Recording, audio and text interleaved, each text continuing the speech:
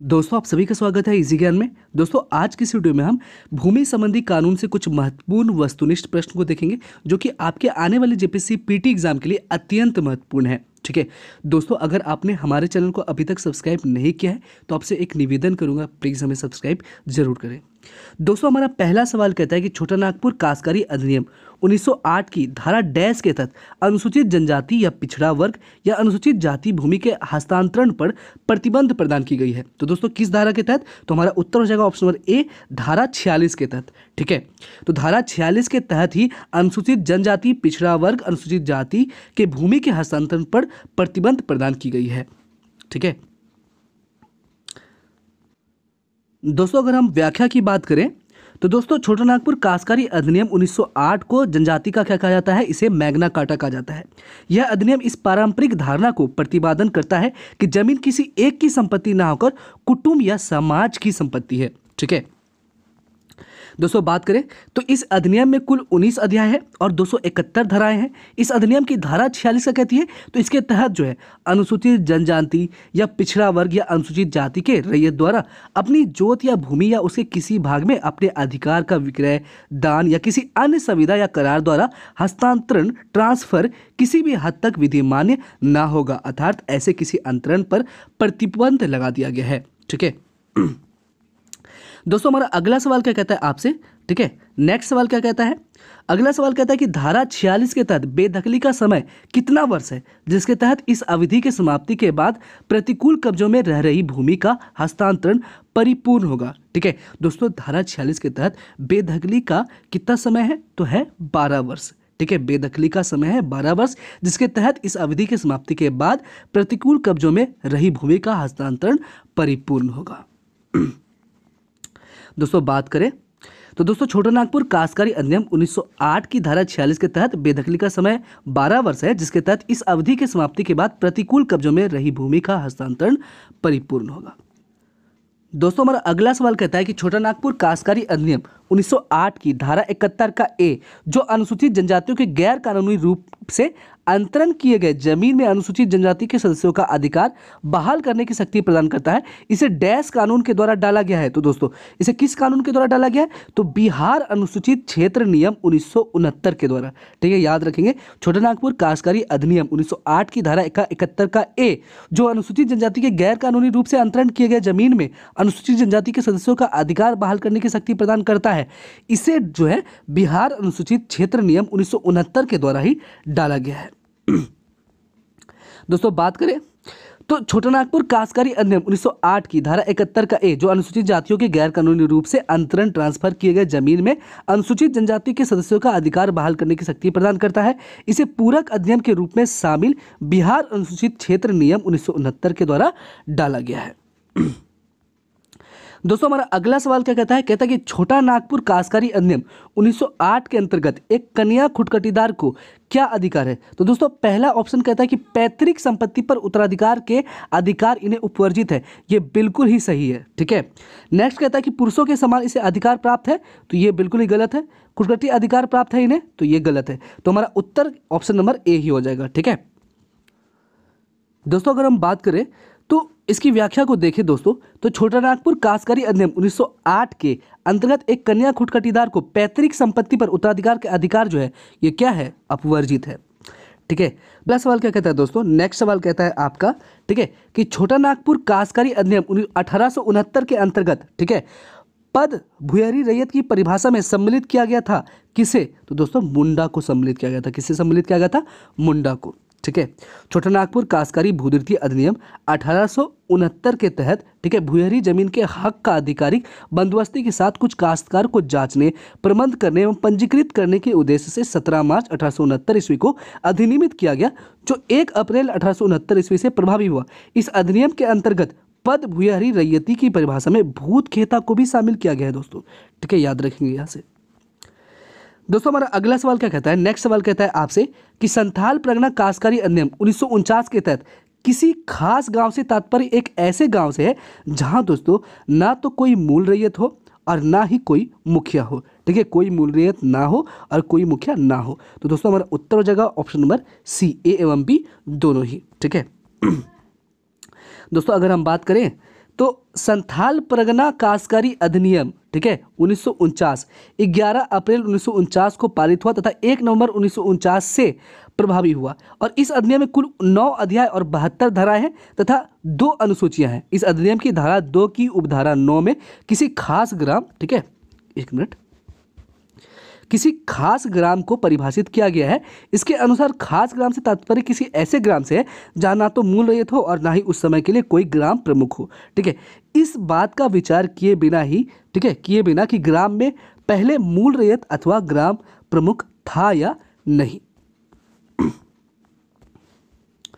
दोस्तों हमारा अगला सवाल कहता है आपसे, ठीक है, क्या कहता है, कहता है संथाल परगना काश्तकारी अधिनियम 1949 के तहत गांव का मुखिया का पद कैसा है। तो दोस्तों ये पद जो है आपका अहस्तांतरणीय है। कैसा है दोस्तों, अहस्तांतरणीय, ठीक है।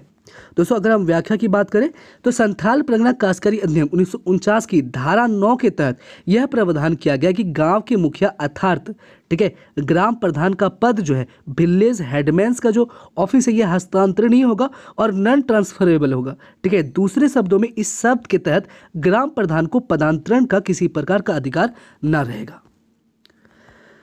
चलिए नेक्स्ट सवाल क्या कहता है दोस्तों, नेक्स्ट सवाल कहता है कि संथाल परगना अधिनियम 1949 की धारा किस धारा के तहत जमीन जो किसी भी रूप में दर्ज नहीं किया गया हो वो मूल रैयत का जोत जो निजी जोत या मूल रैयती जोत अधिकृत जोत माना जाएगा, ठीक है। किस धारा के तहत दोस्तों, तो धारा 10 के तहत। किस धारा के तहत, धारा 10 के तहत, ठीक है। संथाल परगना काश्तकारी अधिनियम 1949 की धारा 10 के तहत जमीन जो किसी भी रूप में दर्ज नहीं किया गया हो वो मूल रैयत का जोत निजी जोत या मूल रैयती जोत अधिकृत जोत माना जाएगा।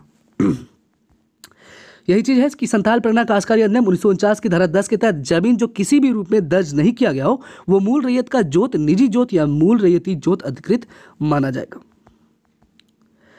दोस्तों हमारा अगला सवाल कहता है आपसे, ठीक है, क्या कहता है आपसे, कहता है कि संथाल परगना काश्तकारी अधिनियम 1949 की धारा 33 के अंतर्गत कोई भी बंजर भूमि का बंदोबस्त रद्द करने के योग्य है अगर उसमें कितने वर्ष तक कृषि कार्य ना किया गया हो। तो दोस्तों अगर उसमें जो है 5 वर्ष तक कृषि कार्य ना किया गया हो तभी, ठीक है। संथाल परगना काश्तकारी अधिनियम 1949 की धारा 33 के अंतर्गत कोई भी बंजर भूमि का बंदोबस्त रद्द करने के योग्य है अगर उसमें 5 वर्ष तक कृषि ना किया गया हो, ठीक है। तो यही बात यहां पर कहा गया दोस्तों। नेक्स्ट सवाल क्या कहता है दोस्तों, नेक्स्ट सवाल कहता है आपसे कि संथाल परगना काश्तकारी अधिनियम, ठीक है, 1949 की धारा 22 के तहत एक रैयत किस परिस्थिति में अपने जोत भूमि को एसडीओ और मुखिया जी या मूल रैयत को सूचना देकर अस्थायी रूप से कृषि हेतु न्यास में रख सकता है, ठीक है। तो दोस्तों कहता है संथाल परगना काश्तकारी अधिनियम 1949 की धारा 22 के तहत एक रैयत किस परिस्थिति में अपने जोत भूमि को एसडीओ और मुखिया जी या मूल रैयत को सूचना देकर अस्थायी रूप से कृषि हेतु न्यास में रख सकता है, न्यास में रख सकता है। तो दोस्तों कौन कौन सा है इसमें तथ्य, तो याद रखेंगे गांव से अस्थायी, ठीक है, गांव से अस्थायी अनुपस्थिति की स्थिति में भी और हल चलाने लायक बैलों की कमी की स्थिति में भी और रैयत की विधवा या नाबालिग होने की स्थिति में भी, ठीक है। तो हमारा उत्तर हो जाएगा ऑप्शन नंबर डी, इनमें से सभी स्थिति में, ठीक है। बात करें तो संथाल परगना काश्तकारी अधिनियम 1949 की धारा 22 के तहत, किस धारा के तहत दोस्तों, धारा 22 के तहत एक रैयत गांव से अस्थायी अनुपस्थिति की स्थिति में हल चलाने लायक बैलों की कमी की स्थिति में तथा रैयत की विधवा या नाबालिग होने की स्थिति में अपने जोत भूमि को एसडीओ और मुखिया जी या मूल रैयत को सूचना देकर अस्थायी रूप से कृषि हेतु न्यास में रख सकता है। दोस्तों हमारा अगला सवाल क्या कहता है आपसे, नेक्स्ट सवाल कहता है कि बताइए कि संथाल परगना काश्तकारी अधिनियम 1949 नियमावली के अंतर्गत कुल कितने नियम बनाए गए हैं दोस्तों, ठीक है। तो हमारा उत्तर हो जाएगा ऑप्शन नंबर ए, कुल 15 नियम बनाए गए, ठीक है। संथाल परगना काश्तकारी अधिनियम 1949 नियमावली के अंतर्गत कुल 15 नियम बनाए गए हैं, 15 कानून बनाए गए, ठीक है। बात करें तो 13 अप्रैल 1949 से अनुपूरक उपबंध के, ठीक है, रूप में, अनुपूरक उपबंध के रूप में लागू है और झारखंड के सिर्फ संथाल परगना प्रमंडल में संथाल परगना काश्तकारी अधिनियम 1949 लागू है, ठीक है। और बात करें तो संथाल परगना काश्तकारी अधिनियम 1949 झारखंड के कुल 6 जिलों में है, हम सभी जानते हैं, दुमका में है, जामताड़ा में है, गोड्डा में है, पाकुड़ में है, साहिबगंज में है, देवघर में लागू है।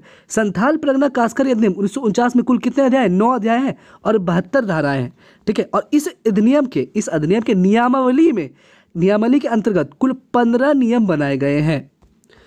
दोस्तों हमारा अगला सवाल क्या कहता है आपसे, नेक्स्ट सवाल कहता है आपसे कि संथाल परगना काश्तकारी अधिनियम 1949 के किस धारा को छोड़कर सभी धाराओं को केंद्र सरकार द्वारा 1990 ईस्वी में 66वां संविधान संशोधन करके 9वीं अनुसूची में डाल दिया गया? तो दोस्तों हमारा उत्तर हो जाएगा यहाँ पर ऑप्शन नंबर डी, धारा 53। ठीक है, संथाल परगना काश्तकारी अधिनियम 1949 के, ठीक है, धारा 53 को छोड़कर सभी धाराओं को, ठीक है, केंद्र सरकार द्वारा 1990 ईस्वी में 66वां संविधान संशोधन करके 9वीं अनुसूची में डाल दिया गया था। केवल एक धारा को छोड़कर, वो था धारा 53। ठीक है, अगर हम बात करें दोस्तों तो संथाल परगना विनिमय, ठीक है, 1876 के अंतर्गत संथाल परगना में 15 वर्षों के लिए लगान निर्धारण होता है। ठीक है, और संथाल परगना काश्तकारी अधिनियम 1949 के धारा 53 को छोड़कर सभी धाराओं को केंद्र सरकार द्वारा 1990 ईस्वी में 66वां संविधान संशोधन करके 9वीं अनुसूची में डाल दिया गया था। ठीक है दोस्तों, यहाँ पर अगला सवाल कहता है आपसे कि संथाल परगना काश्तकारी अधिनियम 1949 की किस धारा के अंतर्गत, ठीक है, कहता है संथाल परगना काश्तकारी अधिनियम 1949 की किस धारा के अंतर्गत गैर कृषि में प्रयुक्त होने वाली भूमि के संबंध में कोई प्रावधान नहीं है? तो दोस्तों हमारा उत्तर हो जाएगा ऑप्शन नंबर सी, धारा 13 में। ठीक है, धारा 13 के अंतर्गत गैर कृषि में प्रयुक्त होने वाली भूमि के संबंध में कोई भी प्रावधान नहीं है। ठीक है दोस्तों, अगर हम बात करें तो झारखंड सरकार द्वारा, ठीक है, झारखंड सरकार के द्वारा 2016 में संथाल परगना काश्तकारी अधिनियम 1949 की धारा 13 में संशोधन प्रस्तावित किया गया। संथाल परगना काश्तकारी अधिनियम 1949 की धारा 13 के अंतर्गत गैर कृषि कार्य में प्रयुक्त होने वाली भूमि के संबंध में कोई प्रावधान ही नहीं है। चलिए बात करें दोस्तों यहाँ पर 2016 की, झारखंड सरकार द्वारा 2016 में इस धारा में संशोधन किया गया है और 2016 के प्रस्तावित संशोधन में इस धारा के अंतर्गत अब मालिक को अपने जमीन की प्रकृति बदलने का अधिकार देने का निर्णय लिया गया है और इससे कोई रैयत अब अपनी कृषि योग्य भूमि का व्यावसायिक उपयोग भी कर सकता है। ठीक है, ये हुआ 2016 में संशोधन। ठीक है, किस धारा में? तो धारा 13 में। ठीक है, तो 2016 में धारा 13 में यह संशोधन किया गया है कि 2016 के प्रस्तावित संशोधन में इस धारा के अंतर्गत अब मालिक को अपने जमीन की प्रकृति बदलने का अधिकार देने का निर्णय लिया गया है। इससे कोई रैयत अब कृषि योग्य भूमि का व्यावसायिक उपयोग कर सकता है, अपने बिजनेस में लगा सकता है। चलिए हम अगले सवाल की ओर चलते हैं दोस्तों। नेक्स्ट सवाल कहता है कि एसपीटी एक्ट के किस धारा के अंतर्गत संक्षिप्त नाम, प्रारंभ और विस्तार का वर्णन है? तो दोस्तों कौन नहीं जानता? Option number A. ठीक है, धारा 1 के अंतर्गत। दोस्तों अगर हम बात करें तो संथाल परगना भूधारण अनुपूरक उपबंध अधिनियम 1949 प्रमुख प्रावधान है। अध्याय 1 में संक्षिप्त नाम है, प्रारंभ है और विस्तार है। यह संथाल परगना भूधारण अनुपूरक उपबंध अधिनियम कहलाएगा और उस तिथि को लागू होगा। ठीक है, जिस तिथि को राज्य सरकार अधिसूचित करेगी यह समस्त संथाल परगना में लागू होगा, जिसमें दुमका, साहिबगंज, गोड्डा, देवघर, पाकुड़ एवं जामताड़ा जिला भी शामिल है। दोस्तों हमारा अगला सवाल क्या कहता है? हमारा नेक्स्ट सवाल कहता है कि एसपीटी एक्ट की धारा 5 के अंतर्गत किसी खास ग्राम के रैयत या भूस्वामी के आवेदन पर स्थानीय रीति के अनुसार डैश रैयतों की सहमति पर उपायुक्त ग्राम प्रधान की नियुक्ति करेगा। तो दोस्तों हमारा उत्तर हो जाएगा यहाँ पर ऑप्शन नंबर बी, 2/3 की सहमति पर। ठीक है, बात करें तो ग्राम प्रधान और मूल रैयत, ठीक है, ग्राम प्रधान और मूल रैयत धारा 5 के अंतर्गत ग्राम प्रधान की नियुक्ति किसी खास ग्राम के रैयत या भूस्वामी के आवेदन पर स्थानीय रीति के अनुसार 2/3 रैयतों की सहमति से उपायुक्त ग्राम प्रधान को नियुक्त करेगा। चलिए दोस्तों नेक्स्ट सवाल क्या कहता है? नेक्स्ट सवाल कहता है आपका कि सीएनटी एक्ट 1908 की धारा 41 के अनुसार अनाधिभोगी रैयत की बेदखली के आधार निम्न में से कौन है दोस्तों? ठीक है, पहला तो है आपका कि तीसरे, ठीक है, कहता है कि तीसरे किसी वर्ष के प्रारंभ के बाद 90 दिनों के अंदर पिछले 2 वर्षों का लगान चुकाने में अगर असफल रहा। दूसरा है कि अपने और अपने भूस्वामी के बीच संविदा के निबंधों की किसी शर्त को ना मानने पर और उचित लगान का भुगतान करने से सहमत ना होने पर। ठीक है, तो हमारा उत्तर हो जाएगा ऑप्शन नंबर डी, उपरोक्त सभी, उपरोक्त सभी ही। चलिए नेक्स्ट सवाल क्या कहता है दोस्तों? नेक्स्ट सवाल कहता है आपसे कि सीएनटी एक्ट की धारा 46 के अनुसार, ठीक है, यदि कोई अनुसूचित जाति या पिछड़े वर्ग का सदस्य हो तो वह किसी के अनुमति के बाद अपनी जोत के किसी भाग का विक्रय या दान या अंतरण उसी को कर सकता है जो अधिभोगी रैयत के स्थानीय थाना का निवासी हो और अनुसूचित जनजाति का भी सदस्य हो। ठीक है, तो दोस्तों हमारा उत्तर हो जाएगा ऑप्शन नंबर बी, उपायुक्त के द्वारा। किसके द्वारा दोस्तों? उपायुक्त के द्वारा ही। ठीक है दोस्तों, हमारा अगला सवाल कहता है कि सीएनटी एक्ट के किस धारा के अंतर्गत रैयत द्वारा अपने अधिकारों के अंतरण पर प्रतिबंध लगाया गया है? तो दोस्तों धारा 46 के तहत, ठीक है, धारा 46 के तहत ही दोस्तों रैयत द्वारा अपने अधिकारों के अंतरण पर प्रतिबंध लगाया गया है। दोस्तों हमारा अगला सवाल कहता है किस वर्ष सीएनटी एक्ट में संशोधन कर यह शर्त हटा दिया कि जिसके तहत समान वर्ग के लोग जमीन या जोत बिक्री, विनिमय, दान, वसीयत, बंधक आदि करने के लिए उपायुक्त की अनुमति आवश्यक होती है? तो दोस्तों हमारा उत्तर हो जाएगा ऑप्शन नंबर बी 1964 में, ठीक है, ये हटा दिया गया, संशोधन किया गया। नेक्स्ट सवाल क्या कहता है दोस्तों? नेक्स्ट सवाल कहता है कि बताइए कि सीएनटी एक्ट के किस धारा में बंदोबस्त रैयत को परिभाषित किया गया है दोस्तों, ठीक है। तो दोस्तों हमारा उत्तर हो जाएगा ऑप्शन नंबर आपका बी धारा 17 में, ठीक है, धारा 17 में ही बंदोबस्त रैयत को परिभाषित किया गया है। अगर दोस्तों माने तो 17 में यह कहा गया है कि ऐसा रैयत जिसने इस नियम के लागू होने के पूर्व या बाद 12 वर्ष लगातार भूमि धारित किया हो उसे बंदोबस्त रैयत माना जाएगा। चलिए नेक्स्ट सवाल क्या कहता है दोस्तों? नेक्स्ट सवाल कहता है कि सीएनटी एक्ट के किस धारा के आधार पर इस अधिनियम के अधीन उपायुक्त द्वारा पारित डिक्री किसी जोत मुद्दे लगान के बकाये के लिए हो तो डिक्रीदार ऐसी जोत की बिक्री के लिए आवेदन कर सकेगा और इसे बेची भी जा सकेगी? तो दोस्तों हमारा उत्तर हो जाएगा ऑप्शन नंबर ए धारा 208, धारा 208। चलिए नेक्स्ट सवाल क्या कहता है दोस्तों? नेक्स्ट सवाल आपका कहता है कि संथाल परगना काश्तकारी अधिनियम के किस धारा में कहा गया है कि बंजर भूमि या खाली जोतों की बंदोबस्ती के अनुसरण किए जाने वाले सिद्धांत, ठीक है, तो संथाल परगना काश्तकारी अधिनियम के किस धारा में कहा गया कि बंजर भूमि या खाली जोतों की बंदोबस्ती के अनुसरण किया जाएगा और उसके सिद्धांत है? तो किस धारा में? तो दोस्तों हमारा उत्तर हो जाएगा ऑप्शन नंबर सी धारा 28 में। दोस्तों अगर हम बात करें तो रैयतों की आवश्यकता के अनुसार भूमि का वितरण गांव, समाज या राज्य के प्रति की गई सेवाओं के लिए विशेष दावा, रैयत की जमाबंदी, बंजर भूमि, भूमि का लगान, भूमिहीन श्रमजीवी को कुछ भूमि का बंदोबस्त, ठीक है। दोस्तों हमारा अगला सवाल कहता है कि बताइए कि सीएनटी एक्ट में आपका जो है कितने अध्याय और कितने धारा हैं? तो हमारा उत्तर हो जाएगा ऑप्शन नंबर ए, ठीक है, 9 अध्याय और 72 धाराएं हैं। दोस्तों अगर हम बात करें तो संथाल परगना काश्तकारी अधिनियम 1949 में 6 जिले हैं। दोस्तों ये कितने बार मैं बोलूँ? चलिए नेक्स्ट सवाल क्या कहता है दोस्तों? नेक्स्ट सवाल कहता है कि Santhal Pargana settlement regulation act कब पारित हुआ था दोस्तों? तो दोस्तों हमारा उत्तर हो जाएगा ऑप्शन नंबर बी 1872, ठीक है, याद रखेंगे दोस्तों, ठीक है। Santhal Pargana settlement regulation act जो पारित किया गया है 1872 ईस्वी में।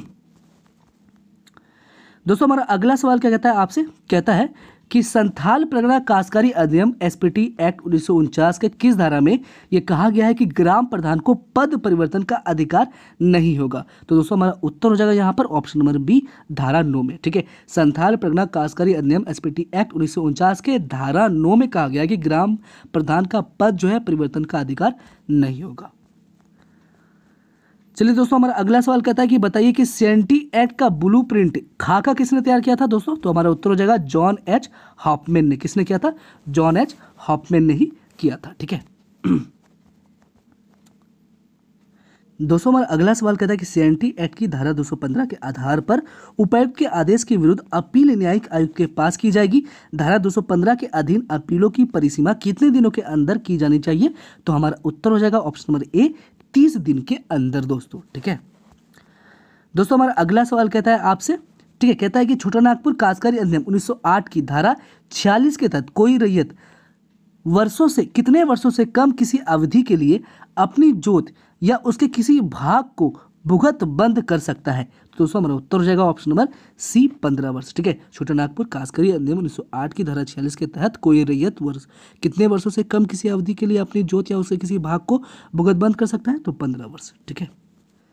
दोस्तों हमारा अगला सवाल कहता है कि सीएनटी एक्ट धारा 3 के अनुसार वह भूमिखंड जिसे मुख्यतः धान की खेती के लिए कोड़कर चौरस बनाया गया हो वैसी भूमि को क्या कहते हैं दोस्तों? वैसे भूमि को हम कहते हैं कोड़कर भूमि, ठीक है। दोस्तों हमारा अगला सवाल कहता है कि सीएनटी एक्ट की किस धारा में यह कहा गया है कि लगान का भुगतान एक कृषि में 4 समान किस्तों में तिमाही जमा होगा? ठीक है, तो दोस्तों हमारा उत्तर हो जाएगा ऑप्शन नंबर सी धारा 52 किस अध्याय में है? तो ये अध्याय 9 में है, ठीक है, याद रखेंगे दोस्तों ये वाला, ठीक है।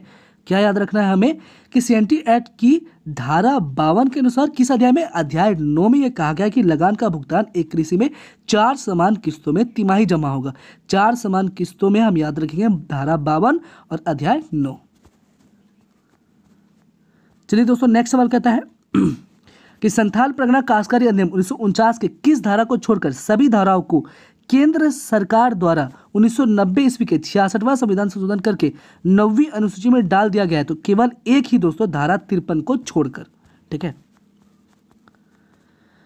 चलिए दोस्तों, हमारा अगला सवाल क्या कहता है? नेक्स्ट सवाल कहता है कि बताइए कि गैर आदिवासी रैयत द्वारा भुगत बंद या पूर्ण भोग बंधक से रैयती भूमि का हस्तांतरण तथा उसकी सीमा संबंधी प्रावधान एसपीटी एक्ट की किस धारा में है? तो धारा 21 में है। ठीक है, गैर आदिवासी रैयत द्वारा भुगत बंद या पूर्ण भोग बंधक से रैयती भूमि का हस्तांतरण तथा उसकी सीमा संबंधी प्रावधान एसपीटी एक्ट के धारा 21 में है। अगर हम बात करें दोस्तों, तो एसपीटी एक्ट की धारा 21 में गैर आदिवासी रैयत द्वारा भुगतबंद या पूर्ण भोग बंधक से, ठीक है, रैयती भूमि का हस्तांतरण तथा उसकी सीमा का उल्लेख किया गया है धारा 21 में। चलिए दोस्तों, हमारा अगला सवाल कहता है कि एसपीटी एक्ट के किस धारा में रैयती भूमि के अधिकार के हस्तांतरण का वर्णन है? तो धारा 20 में। ठीक है, किस धारा में है? धारा 20 में। ठीक है दोस्तों, धारा 20 में यह उल्लेखित है, ठीक है, क्या उल्लेखित है कि इसके अंतर्गत राज्य सरकार अधिसूचना प्रकाशित कर संपूर्ण संथाल परगना या उसके किसी खंड को गैर आदिवासी रैयत को सूचित तिथि से भूमि का चौथा अंश भुगत बंद के रूप में घोषित कर सकता है। नेक्स्ट सवाल क्या कहता है दोस्तों? नेक्स्ट सवाल आपका कहता है कि एसपीटी एक्ट के किस धारा में रैयती भूमि के विनिमय का प्रावधान है? तो दोस्तों, ये रैयती भूमि के विनिमय का प्रावधान किस धारा में है? तो दोस्तों, मेरा उत्तर हो जाएगा धारा 23 में। एसपीटी एक्ट के धारा 23 में रैयती भूमि के विनिमय का प्रावधान है। दोस्तों, हमारा अगला सवाल कहता है कि एसपीटी एक्ट के किस धारा में रैयती जोत के कतिपय हस्तांतरण का निबंधन है? तो दोस्तों, किस धारा में रैयती जोत के कतिपय हस्तांतरण का निबंधन है? तो दोस्तों, धारा 24 में। किस धारा में दोस्तों? धारा 24 में। ठीक है, एसपीटी एक्ट के धारा 24 में रैयती जोत के कतिपय हस्तांतरण का निबंधन है। तो दोस्तों, बात करें तो धारा 24 इस अधिनियम के अंतर्गत कोई भी रैयत अधिकार अभिलेख के प्रावधानों के अनुसार अपनी जोत या उसका कोई अंश बिक्री, दान, उपहार, विनिमय, वसीयतनामा के अनुसार कर सकता है। दोस्तों, हमारा अगला सवाल क्या कहता है? नेक्स्ट सवाल कहता है कि एसपीटी एक्ट के किस अध्याय में बंजर भूमि तथा खाली जोतों की बंदोबस्ती का प्रावधान है? तो दोस्तों, हमारा उत्तर हो जाएगा ऑप्शन नंबर सी, अध्याय 4 में। एसपीटी एक्ट के अध्याय 4 में, ठीक है, बंजर भूमि तथा खाली जोतों की बंदोबस्ती का प्रावधान है। किस अध्याय में? अध्याय 4 में खाली जोतों और बंजर भूमि का बंदोबस्ती का प्रावधान है। दोस्तों, बात करें तो अध्याय 4 में इस धारा में 27 से 42 में निहित है। क्या निहित है? तो दोस्तों, इस अध्याय में मुख्यतः बंजर भूमि और खाली जोतों की बंदोबस्ती का प्रावधान है। दोस्तों, हमारा अगला सवाल कहता है आपसे कि एसपीटी एक्ट की धारा 64 के आधार पर इस अधिनियम के अधीन दिए गए सभी आवेदन जिनके लिए इस अधिनियम में अन्यंत्र परिसीमा को कोई अवधि उपबंधित नहीं है, वाद हेतु कितने वर्ष की समय सीमा निर्धारित की गई है? तो दोस्तों, हमारा उत्तर हो जाएगा ऑप्शन नंबर बी, 1 वर्ष। ठीक है, एसपीटी एक्ट की धारा 64 के आधार पर इस अधिनियम के अधीन दिए गए सभी आवेदन जिनके लिए इस अधिनियम में अन्यंत्र परिसीमा को कोई अवधि उपबंधित नहीं है, वाद हेतु 1 वर्ष की समय सीमा निर्धारित की गई है। ठीक है, चलिए अध्याय 8 में इसका जिक्र है दोस्तों। ठीक है, धारा 64 के रूप में।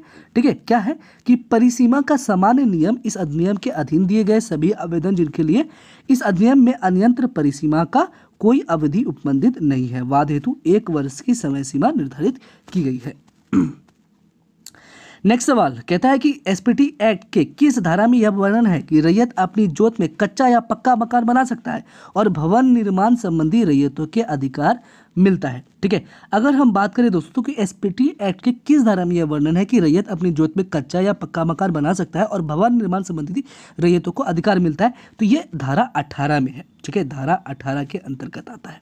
ठीक है, आप समझ लीजिएगा धारा 18 से कि अपनी जोत में आप कच्चा या पक्का मकान बना सकते हैं और भवन निर्माण संबंधी रैयतों को अधिकार भी मिलता है।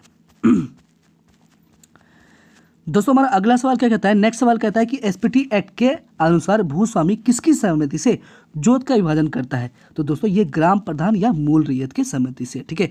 एसपीटी एक्ट के अनुसार भूस्वामी जो है ग्राम प्रधान या मूल रैयत की सहमति से जोत का विभाजन कर सकता है।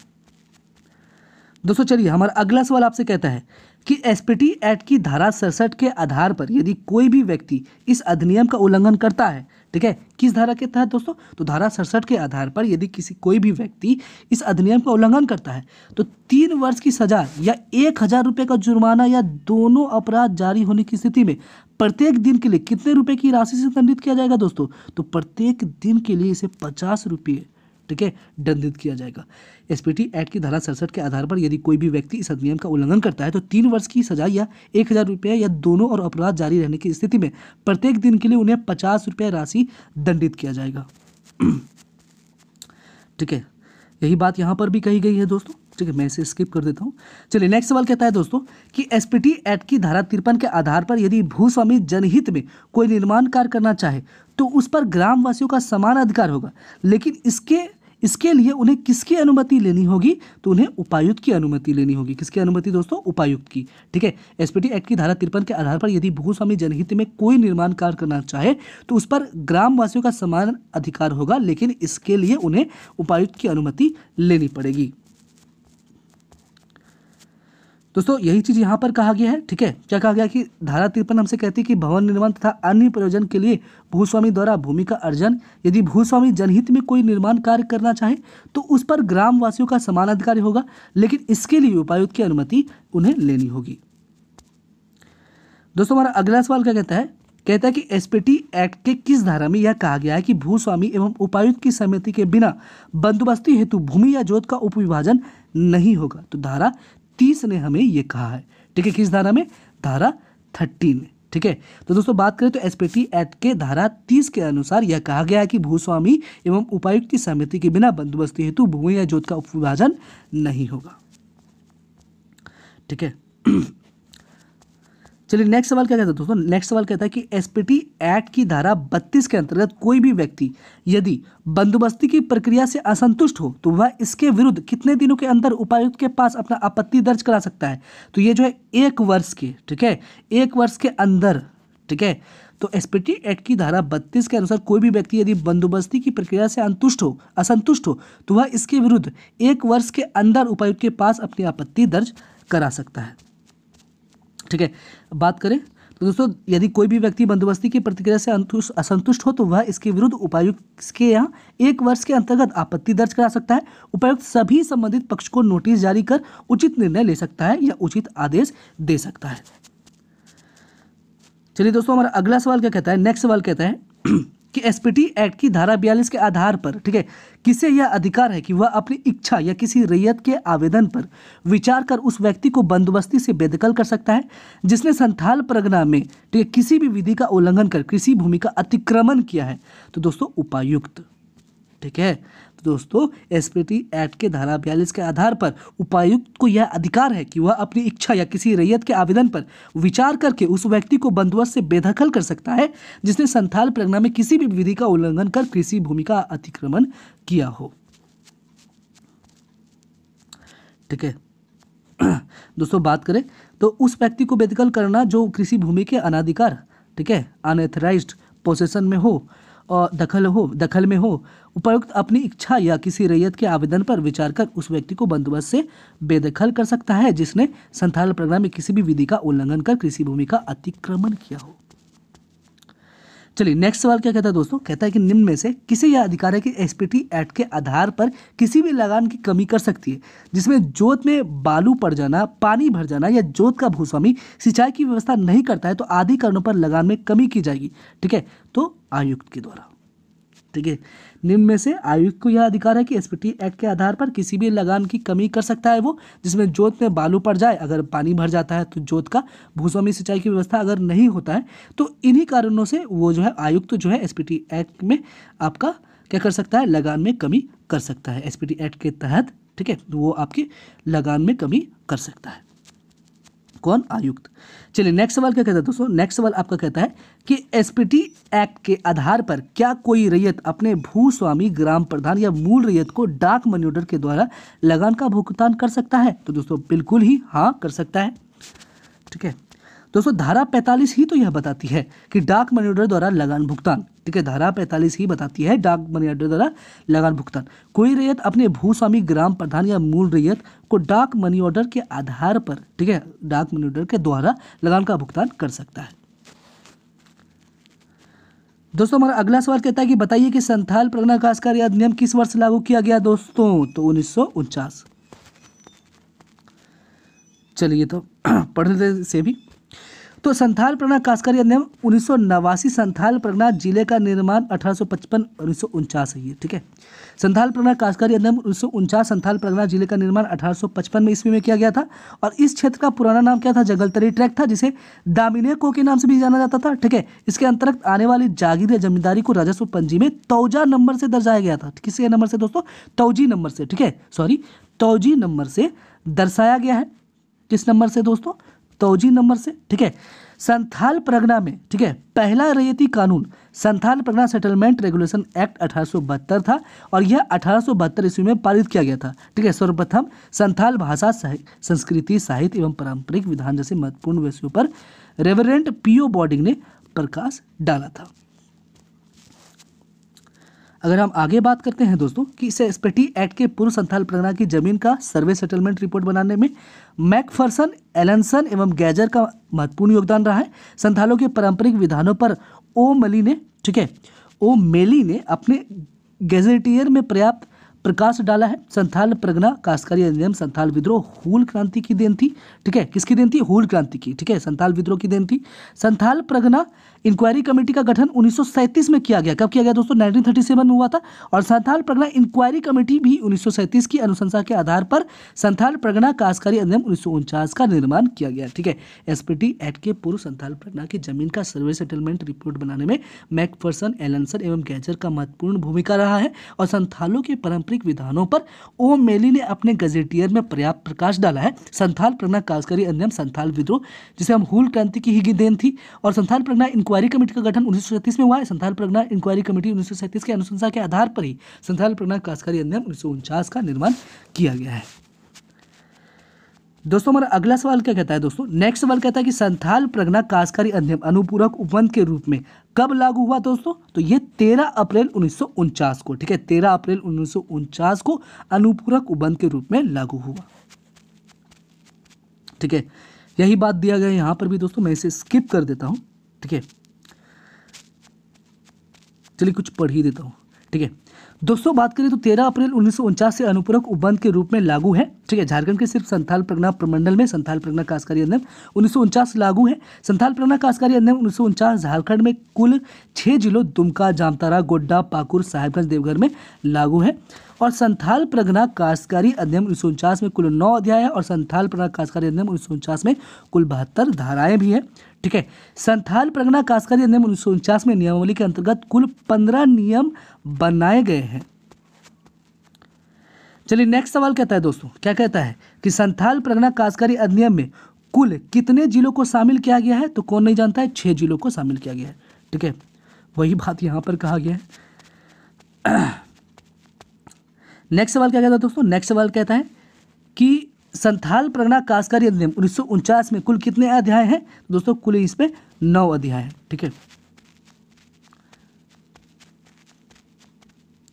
चलिए अगला सवाल कहता है दोस्तों कि संथाल परगना काश्तकारी अधिनियम 1949 में कुल कितनी धाराएं हैं? तो 72 धाराएं हैं। चलिए नेक्स्ट सवाल कहता है बताइए कि संथाल परगना जिले का निर्माण किस वर्ष में किया गया था दोस्तों? तो 1855 में किया गया था। ठीक है, कब किया गया था दोस्तों? 1855 में, 1855 में। चलिए नेक्स्ट सवाल कहता है कि बताइए कि संथाल परगना काश्तकारी अधिनियम के अंतर्गत आने वाली जागीर या जमींदारों को राजस्व पंजी डैश नंबर से दर्शाया गया है? तो दोस्तों तौजी नंबर से दर्शाया गया। किस नंबर से? तौजी नंबर से। ठीक है, चलिए तो इसे मैं पढ़ ही देता हूँ। संथाल परगना भूदान अधिनियम 1949 संथाल परगना जिले का निर्माण 1855 में हुआ। संथाल परगना के अंतर्गत भागलपुर एवं वीरभूम जिले, ठीक है, भागलपुर एवं वीरभूम जिले के हिस्से शामिल थे पहले। ठीक है, संथाल परगना का क्षेत्र का पुराना नाम क्या था? जगलतरी ट्रैक, जगलतरी ट्रैक। चलिए इसके अंतर्गत जनजाति निवासी थे। जंगलतरी ट्रैक को ही दामिने को के नाम से जाना जाता है और इसका प्राचीन नाम नरीखंड भी था। संथाल परगना के मूल निवासी पहाड़िया थे। इस क्षेत्र के अंतर्गत आने वाली जागीर या जमींदारी को तौजी नंबर से दर्शाया गया है। चलिए दोस्तों, नेक्स्ट सवाल क्या कहता है? नेक्स्ट सवाल कहता है आपका कि संथाल परगना काश्तकारी अधिनियम किस विद्रोह का देन था दोस्तों? तो दोस्तों, संथाल परगना काश्तकारी अधिनियम संथाल विद्रोह या जिसे हम हूल विद्रोह भी कहते हैं, उसी का देन था। बात करें तो इस क्षेत्र में, ठीक है, रैयती कानून 1872 में बनाया गया और इस कानून का नाम संथाल परगना सेटलमेंट एक्ट 1872 था और संथाल परगना क्षेत्र का पहला काश्तकारी कानून Santhal Pargana settlement regulation act 1872 ही था। संथाल परगना काश्तकारी अधिनियम की बात करें 1949 की, तो संथाल परगना काश्तकारी अधिनियम बनाने के लिए तत्कालीन बिहार सरकार ने संथाल परगना इंक्वायरी कमेटी 1937 का गठन किया था और इस अधिनियम में कुल 9 अध्याय और 72 धाराएं हैं। चलिए, नेक्स्ट सवाल कहता है कि बताइए कि संथाल परगना इंक्वायरी कमेटी के गठन किस वर्ष हुआ था? तो हमारा उत्तर जाएगा ऑप्शन नंबर डी, 1937 में। नेक्स्ट सवाल कहता है दोस्तों कि एसपीटी एक्ट की किस धारा में यह प्रावधान है कि कोई भी भूमि जो चारागाह या गोचर के रूप में अभिलेखांकित है हो तो किसी भी व्यक्ति के द्वारा चराई से विभिन्न उद्देश्य के लिए बंदोबस्त नहीं किया जाएगा? तो धारा 38 के तहत, ठीक है, एसपीटी एक्ट के धारा 38 में यह प्रावधान है कि कोई भी भूमि जो चारागाह एवं गोचर के रूप में अभिलेखांकित हो उसे किसी भी व्यक्ति के द्वारा चलाई गई भिन्न उद्देश्य के लिए बंदोबस्त नहीं किया जाएगा। ये कौन कहता है? तो धारा 38 कहता है। ठीक है दोस्तों, तो धारा 38 क्या कहता है? धारा 38 कहता है कि चारागाह आबाद नहीं किए जाएंगे। कोई भी भूमि जो चारागाह या गोचर के रूप में अभिलेखांकित है किसी भी व्यक्ति के द्वारा चराई से भिन्न उद्देश्य के लिए बंदोबस्त नहीं किया जाएगा। दोस्तों, अगला सवाल क्या कहता है? नेक्स्ट सवाल आपका कहता है कि एसपीटी एक्ट की धारा 34 के आधार पर यदि चौहार थान, शमशान या कब्रिस्तान की भूमि अपर्याप्त होने लगे तो यह अधिकार है कि वह ग्राम प्रधान अथवा मूल रैयत के राय से जाहिर थान, शमशान, कब्रिस्तान के अतिरिक्त उपयोग के लिए बंजर भूमि का समुचित भाग उसमें मिला सकता है। ठीक है, तो दोस्तों किसके अनुसार, ठीक है, किसके आधार पर दोस्तों कौन ये अधिकार देगा उसे? तो उसे उपायुक्त अधिकार देगा। ठीक है दोस्तों, बात करें तो एसपीटी एक्ट की धारा 34 के आधार पर यदि जाहिर थान, शमशान या कब्रिस्तान की भूमि अपर्याप्त होने लगे तो उपायुक्त उसे अधिकार देता है कि वह ग्राम प्रधान अथवा मूल रैयत के राय से जाहिर थान, शमशान, कब्रिस्तान के अतिरिक्त उपयोग के लिए बंजर भूमि का समुचित भाग उसमें मिला सकता है। तो किस धारा में? धारा 34 में। ठीक है, तो यही चीज़ यहाँ कहा है कि धारा 34 उपायुक्त गांव की बंजर भूमि को जाहिर थान, शमशान या कब्रिस्तान के लिए अलग कर सकता है। यदि जाहिर थान, शमशान और कब्रिस्तान को भूमि अपर्याप्त होने लगे तो उपायुक्त ग्राम प्रधान अथवा मूल रैयत की राय से जाहिर थान, शमशान, कब्रिस्तान के अतिरिक्त उपयोग के लिए बंजर भूमि का समुचित भाग उसमें मिला सकता है। नेक्स्ट सवाल क्या कहता है दोस्तों? नेक्स्ट सवाल कहता है कि निम्न में से किस विनिमय के अंतर्गत संथाल परगना में 15 वर्षों के लिए लगान निर्धारण है? तो दोस्तों हमारा उत्तर जगह ऑप्शन नंबर आपका डी। ठीक है, ऑप्शन नंबर आपका डी, संथाल परगना लगान विनिमय 1876। ठीक है, नेक्स्ट सवाल क्या कहता है दोस्तों? नेक्स्ट सवाल कहता है कि एसपीटी एक्ट के किस धारा में मवेशी चराने का अधिकार का उल्लेख है? ठीक है, तो दोस्तों हमारा उत्तर यह हो जाएगा ऑप्शन नंबर ए, धारा 37 में। किस धारा में दोस्तों? धारा 37 में। दोस्तों धारा 37 कहती है रैयत का मवेशी चराने का अधिकार। रैयतों का यह अधिकार है कि वह मवेशियों को अभिलेखांकित चारगाह में या गांव के बंजर भूमि में चरा सकते हैं। मवेशी चराने का अधिकार वन नियमों के उपबंध के साथ ही रहेगा। दोस्तों हमारा अगला सवाल कहता है कि एसपीटी एक्ट में किस धारा में यह प्रावधान किया गया है कि सिंचाई के लिए जलाशयों या धाराओं इत्यादियों का आबाद नहीं किया जाना या अन्य प्रयोजन के लिए परिणित नहीं किए जाने से संबंधित है? तो दोस्तों कौन सा ये धारा है? तो धारा 35 है ये धारा। ठीक है, एसपीटी एक्ट के धारा 35 में यह प्रावधान किया गया कि सिंचाई के लिए जलाशयों या धाराओं इत्यादि आबाद नहीं किया जाना या अन्य प्रयोजनों के लिए परिणित नहीं किया जाने से संबंधित है। दोस्तों अगर हम बात करें तो धारा 35 क्या कहती है दोस्तों? ठीक है, धारा 35 कहती है कि सिंचाई के लिए जलाशयों या धाराओं इत्यादि का आबाद नहीं किया जाएगा। ठीक है, या अन्य प्रयोजनों के लिए परिणित नहीं किया जाना। बांध, आहार, पोखरा तथा अन्य जलाशय जिसका उपयोग बाढ़ से रक्षा, सिंचाई, स्नान, धोने या पीने के लिए, ठीक है, किया जाता हो तो गांव प्रधान या मूल रैयत या भूस्वामी या उपायुक्त के सहमति या अनुमोदन के बिना बंदोबस्त नहीं किया जा सकता। दोस्तों हमारा अगला सवाल क्या कहता है, नेक्स्ट सवाल कहता है कि एसपीटी एक्ट के किस अध्याय में यह वर्णित है कि गांव की सीमाओं पर कि नदियों या नालों, शमशान या कब्रिस्तान, शिविर स्थलों, ठीक है, सीमा चिन्हों, रास्ते एवं पूजा स्थलों का बंदोबस्त नहीं किया जाएगा। तो दोस्तों हमारा उत्तर हो जाएगा ऑप्शन नंबर ए, अध्याय 4 में इसका वर्णन है। ठीक है, एसपीटी एक्ट के अध्याय 4 में यह वर्णित है कि गांव की सीमाओं पर की नदियां या नालों, शमशान या कब्रिस्तान, शिविर स्थलों या सीमा चिन्हों, रास्ते एवं पूजा स्थलों का बंदोबस्त नहीं किया जाए। किस अध्याय में? अध्याय 4 में। चलिए अध्याय 4 की बात करें तो इसमें जो है धारा 27 से 42 तक निहित है और इस अध्याय में मुख्यतः बंजर भूमि और खाली जोतों की बंदोबस्ती का प्रावधान है। तो दोस्तों नेक्स्ट सवाल कहता है कि एसपीटी एक्ट की धारा 55 के अनुसार जब कोई भूस्वामी रैयत के विरुद्ध लगान वसूली के लिए वाद दायर करेगा तो कितने अवधि तक दूसरा वाद दायर नहीं कर सकता? तो दोस्तों 6 माह की अवधि तक ये दूसरा वाद धारण नहीं कर सकता। ठीक है, एसपीटी एक्ट की धारा 55 के अनुसार जब कोई भूस्वामी रैयत के विरुद्ध लगान वसूली के लिए वाद दायर करेगा तो 6 महीने की, ठीक है, तो दोस्तों 6 महीने की अवधि तक दूसरा वाद दायर नहीं कर सकता। दोस्तों हमारा अगला सवाल कहता है, क्या कहता है कि एसपीटी एक्ट के किस अध्याय में न्यायिक प्रक्रिया का उल्लेख है? दोस्तों तो न्यायिक प्रक्रिया का उल्लेख किस में है? धारा अध्याय 7 में। किस अध्याय में दोस्तों? अध्याय 7 में। ठीक है, एसपीटी एक्ट के किस अध्याय में आपका है न्यायिक प्रक्रिया का उल्लेख? तो अध्याय 7 में। दोस्तों बात करें तो अध्याय 7, इस अध्याय में धारा 54 से 63 के अंतर्गत न्यायिक प्रक्रिया का वर्णन है। धारा कितने से दोस्तों? 54 से 63 तक, 54 से 63 तक अध्याय 7 के अंतर्गत, ठीक है, न्यायिक प्रक्रिया का वर्णन है। नेक्स्ट सवाल क्या कहता है दोस्तों? कहता है कि बता दीजिए कि एसपीटी एक्ट के किस अध्याय में लगान का वर्णन है? तो एसपीटी एक्ट के अध्याय 5 में लगान का वर्णन है। ठीक है, इसमें जो है आपका धारा 45 से 52 तक, ठीक है, लगान संबंधी विविध प्रावधानों की प्रविष्टि की गई है। दोस्तों हमारा अगला सवाल कहता है कि एसपीटी एक्ट के किस धारा में यह वर्णन है कि रैयतों का अपने जोतों से भिन्न भूमि पर तालाब इत्यादि उत्खनन का अधिकार होगा?